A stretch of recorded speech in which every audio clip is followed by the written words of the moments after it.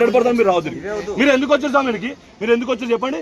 మా హిందువుల పూజల కాడ మీరు వస్తారు, మీరు పోయి క్రిస్టియన్ల పూజల కాడ చెప్పుకోండి. మీరు మా దగ్గర రావద్దు సార్. మీరు హిందువే ఉండొచ్చు కాదు, మీరు రావద్దు. మీరు రావద్దు స్వామి, మీరు రావద్దు. మా గుడికాడికి మా గుడికాడికి మీరు రావద్దు స్వామి. మీరు రావద్దు స్వామి. మేము సౌండ్ తక్కువ కేసు చేసుకోండి. మీరు కేసు చేసుకోండి.